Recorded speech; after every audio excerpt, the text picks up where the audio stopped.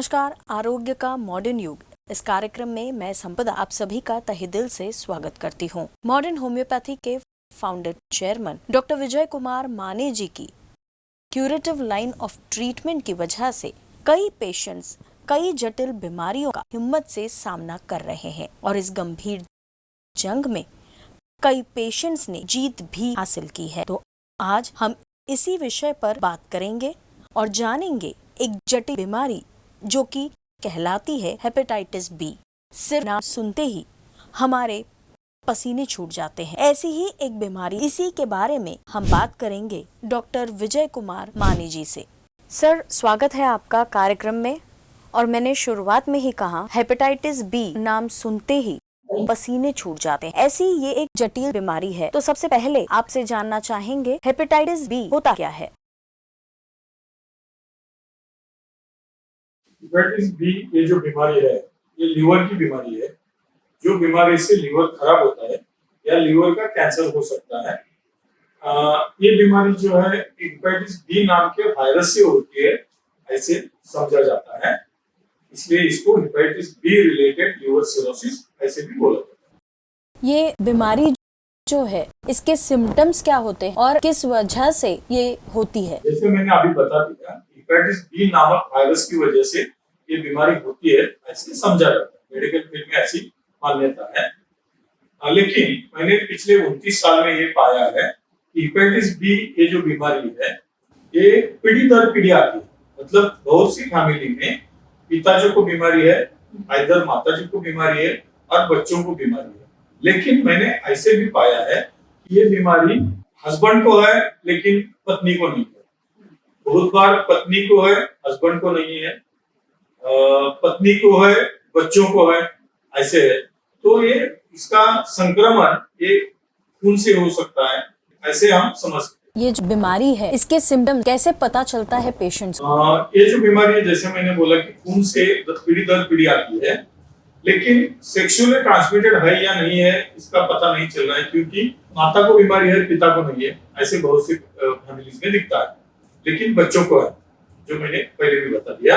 इसकी जांच करने के लिए, ये बीमारी है कि नहीं देखने के लिए खून के कोई टेस्ट है, कुछ टेस्ट है, वो टेस्ट से पता चलता है ये बीमारी पर्टिकुलर व्यक्ति में है या नहीं। इसको एंटीजन एंटीबॉडी टेस्ट ऐसे बोलते हैं।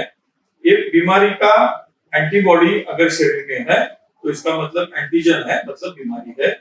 इसी प्रकार से ये टेस्ट काम करती है, तो उससे पता चलता है ये बीमारी पर्टिकुलर व्यक्ति में है या नहीं। जैसे शुरुआत में कहा, हेपेटाइटिस बी पीढ़ी दर पीढ़ी आ सकती है। क्या हम कह सकते हैं कि जब घर में छोटा बच्चा जन्म लेता है तभी हम उसकी टेस्ट कराकर प्रिकॉशंस के तौर पर कुछ संभावनाएं हैं कि हेपेटाइटिस बी बच्चे में ना आए? हेपेटाइटिस बी जनरली 35 इयर्स के बाद ये दिखता है, तो छोटे बच्चे में ये बीमारी ना दिख पाए ऐसी संभावना है। जो फैमिली में ये बीमारी दिखती है, अगर माताजी या पिताजी को किसी को ये बीमारी है तो उनको बच्चों ने ये करना चाहिए, लेकिन इसके लक्षण ये आफ्टर 35 इयर्स ऑफ एज दिखते हैं, तो अर्ली एज में करने से उसका कोई फायदा नहीं। सर, लक्षण क्या होते हैं इस बीमारी के? हेपेटाइटिस बी ये जो बीमारी है, ये बीमारी में बहुत बार बीमारी होने के बाद पता चलता है। जैसे कि लीवर में सूजन आती है और लीवर में सिरोसिस होता है, और जो लक्षण दिखते हैं वो लीवर सिरोसिस के लक्षण दिखते हैं। जैसे कि कुछ लोगों में पेट में पानी हो जाता है, पीलिया बढ़ता है, जो पोर्टल वेनस सिस्टम जो होती है उसमें पोर्टल वेनस थ्रोम्बोसिस होता है। उसकी वजह से जो पोर्टल वेन होती है उसके थ्रोम्बोसिस की वजह से पेट में पानी हो जाता है। खून की वॉमिटिंग हो जाती है, मतलब जिसके पेशेंट के स्टमक में या इसोफेगस में वेराइसेस दिखते हैं, उसकी वजह से खून की वॉमिटिंग हो जाना। जो वेराइसेस स्टमक में होते हैं वैसे रेक्टम में होते हैं, उसी वजह से रेक्टल ब्लीडिंग हो जाना, ऐसे लक्षण दिख सकते हैं। जब full blown picture of cirrhosis there, then ऐसे पेशेंट में पीलिया भी हो जाता है। जो पेशेंट में ये बीमारी बहुत साल से है, ऐसे पेशेंट में लीवर का कैंसर भी हो जाता है। कई सारे पेशेंट्स हैं जिनको आपने ट्रीट किया है, हेपेटाइटिस बी पर मात पाई है और अब वो अपना रूटीन जीवन, नॉर्मल लाइफ जी रहे हैं। उनमें से एक शंकर बिरांजे जी हैं, उनके बारे में बताएं। Shankar Biranje patient middle age के पेशेंट है। उनको हेपेटाइटिस बी बहुत साल पहले डायग्नोसिस हुआ था। उनकी एंटीवायरल ट्रीटमेंट चल रही थी। बीच में उनको लक्षण दिख गए, जैसे कि पेट में पानी भर गया था, पीलिया था, हीमोग्लोबिन कम हुआ था, प्लेटलेट कम हुए थे। उसके लिए उनको एलोपैथी के हॉस्पिटल में एडमिट किया था। इसी वजह से पेशेंट हमारे पास नहीं आ सके, क्योंकि उनकी काफी सीरियस कंडीशन थी। उनके रिलेटिव आ गए, रिलेटिव ने सभी रिपोर्ट दिखा दी, तो उनको असाइटिस होने की वजह से कंडीशन काफी सीरियस थी, पानी निकालना पड़ा था। और पोर्टल यूवेनस थ्रोम्बोसिस होने की वजह से उन्हें इसोफेजियल और स्टमक में वेराइसिस थे, जो रक्तवाहिनी थी, उनमें सूजन आई थी। वैसे ही सूजन उनके रेक्टम में, संडास की जगह में भी आई थी, तो वॉमिटिंग ऑफ ब्लड भी हुआ था और संडास की जगह से भी खून रिस रहा था। इसीलिए उनको एडमिट किया था। तो हमने एक लाइन ऑफ ट्रीटमेंट उनके लिए डिसाइड की। उनको बोला कि आप घर में लेकर जाइए, क्योंकि कन्वेंशनल ट्रीटमेंट से पेशेंट बचता नहीं, ऐसा मेरा 28 साल का तजुर्बा बताता है। तो उनको घर में डिस्चार्ज लेकर हमने जाने के लिए कहा। ट्रीटमेंट शुरू की। ट्रीटमेंट शुरू करने के पहले 15 दिन में ही उनका असाइटिस कम हो गया। उनके रिपोर्ट भी है, रिपोर्ट भी देख सकते हैं। और जो पीलिया कम हो गया, जो खून जा रहा था, वॉमिटिंग ऑफ ब्लड एंड संडास की जगह से जो खून की रिसाव हो रही थी, वो भी रुक गई। पेशेंट पहले महीने के बाद ही दिखाने के लिए तुरंत ओपीडी में आ गया। मेरे को पेशेंट मिला तो पेशेंट तब काफी अच्छा था। अभी पेशेंट की ट्रीटमेंट चल रही है। अभी जो लेटेस्ट रिपोर्ट है उसमें सोनोग्राफी में पानी पूरी तरह चला गया है। असाइटिस जो इसोफेजियल वेराइसिस वो पूरी तरह चले गए हैं, और जो पोर्टल वेनस थ्रोम्बोसिस था वो भी पूरी तरह चला गया है। हीमोग्लोबिन बढ़ा है, प्लेटलेट भी बढ़े हैं। पेशेंट पूरी तरह नॉर्मल और स्वस्थ है। वो सब काम करता है। पेशेंट इज अ फार्मर, तो उनका जो खेती का काम है वो अच्छी तरह घर में रहकर वो कर रहा है। उसको एडमिट करने की उसके बाद नौबत नहीं आई, कोई कन्वेंशनल ट्रीटमेंट लेने की नौबत नहीं आई। सिर्फ मॉडर्न होम्योपैथी ट्रीटमेंट कंटिन्यू है और पेशेंट पूरी तरह स्वस्थ है। पेशेंट को ट्रीटमेंट शुरू करके आप आज सिर्फ 14 महीना चल रहा है। 4 महीने में विदिन 4 मंथ इतनी इम्प्रूवमेंट हो गई। पहले महीने में क्या इम्प्रूवमेंट हो गई ये भी मैंने आपको बता दिया। वो पेशेंट पूरी तरह ठीक हो गया। उनमें 4 महीने में ही करीबन 8 पेशेंट उन्होंने हमारे पास फेल कर दिया। सेम बीमारी के लिए सेम बीमारी के कर दिए, किडनी फेलियर के कर दिए। वो लोगों के भी, किडनी के लोगों के भी, उनके 2 रिलेटिव का डायलिसिस बंद हो गया। सर, आपकी बातों से तो हम जान गए हैं कि जटिल से जटिल बीमारी भी हो तो भी अगर विश्वास के साथ मॉडर्न होम्योपैथी की दवाई लेते हैं तो आप उस बीमारी पर मात कर सकते हैं और अपना सामान्य जीवन जी सकते हैं। अभी आपने जिनके बारे में बताया, आइए उनसे जानते हैं मॉडर्न होम्योपैथी का उनका अनुभव। इनको होने वाली तकलीफों के कारण उन्होंने अनेकों हेपेटोलॉजिस्ट को दिखाया। हेपेटाइटिस बी वायरस की वजह से लीवर सिरोसिस हुआ। उनका लीवर 85% खराब हुआ, ऐसा डॉक्टर्स ने बताया और उनको लीवर ट्रांसप्लांट की सलाह दी। उनके पेट में पानी हुआ था। इलाज शुरू करने के बाद उनके पेट से 2 बोतल पानी निकाल दिया गया।